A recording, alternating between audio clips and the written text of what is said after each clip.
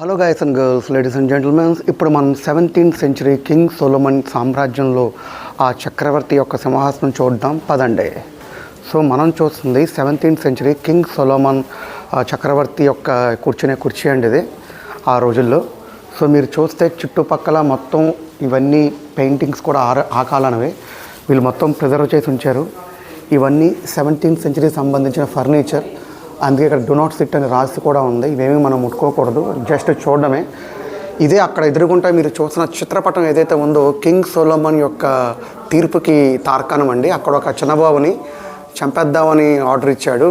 కాకపోతే ఇద్దరు తల్లులు పోట్లాడుతున్నారు, ఆ బిడ్డ నావాడు అంటే నావాడు అని. కాకపోతే ఆ కింగ్ ఏమని ఆజ్ఞాపించాడంటే సొలొమన్ కింగ్ నరికివేయమన్నాడు.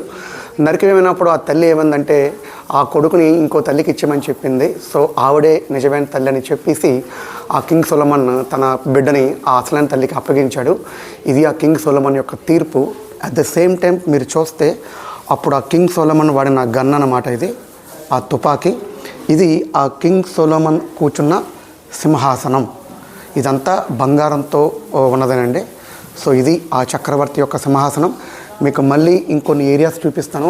ఆ షాంగ్రిలాసు, ఆ యొక్క వాల్ పెయింటింగ్స్ మొత్తం చూపిస్తాను. చూడండి, అంత విశాలంగా లేదు, నార్మల్గా ఉంది. బట్ చాలా రాయల్గా రాజసంగా ఉంది. మీకు సీలింగ్స్ కూడా చూపిస్తాను చూడండి, చాలా ఐఫిష్డ్గా ఉందన్నమాట. సో ఇదన్నమాట, ఇదంతా కింగ్ సొలొమన్ సామ్రాజ్యంలో చక్రవర్తి వాళ్ళు చేసింది ఇదండి ఇదంతాని. సో మొత్తం ఈ పెయింటింగ్స్ అన్నీ కూడా గోల్డ్వే అనమాట. ఇదంతా గోల్డ్ పెయింటింగ్సే.